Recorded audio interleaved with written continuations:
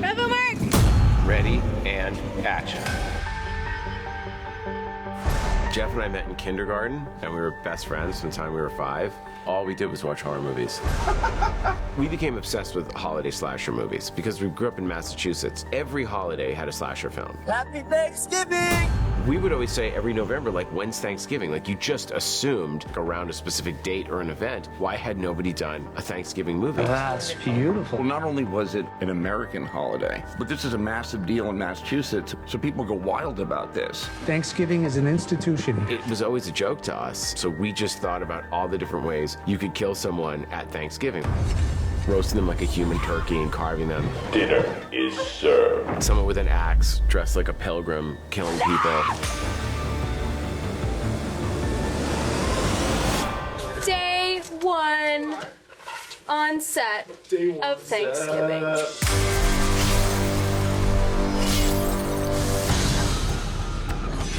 Jeff and Eli have loved horror movies forever, so I think the whole message is just a reflection of their lives growing up. Make it as horrible as possible. Yeah, the more horrible, we should the think better. that's going to be the worst that happens.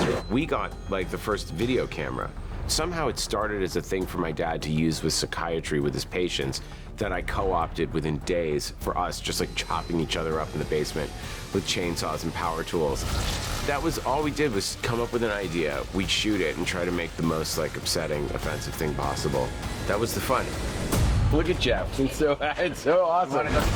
I fell in love with this idea of Thanksgiving, which he'd been working on with his best friend, Jeff Rindell, since they were young boys. And all these years later, he's getting the chance to make this movie. Jeff and I have been wanting to do Thanksgiving forever, but we dreamed of writing a slasher movie that would be like guessing who the killer is, something that's incredibly scary, that's also fun, with fantastic kills.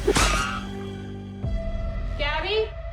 I mean, the cool thing about this is this idea was planted so long ago. So watch what she did. Seeing the visuals just from 16 years ago till now, they've been working on this entire time. So everything is very clear.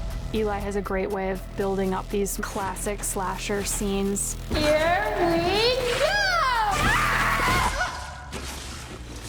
I haven't done a genre like this in a really long time, so for me it's been really fun. I mean, it's certainly a violent film, but at the same time, I think there's something interesting about the message, about being a consumer and being greedy.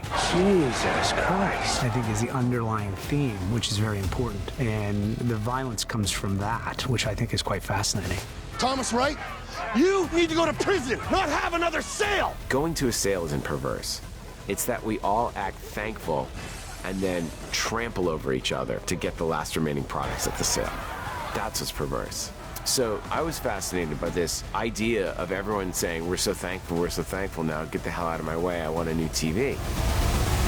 One more, I'm gonna have Burke on the phone. That was amazing. Oh my God, you guys remember? No, I can't even.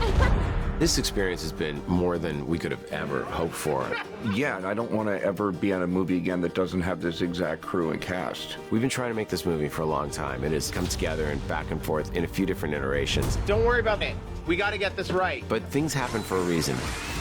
And then you see it now, and I'm proud to be a part of it. That is a wrap on Thanksgiving. We made a movie. Hey, Sheriff, you were right. No leftovers.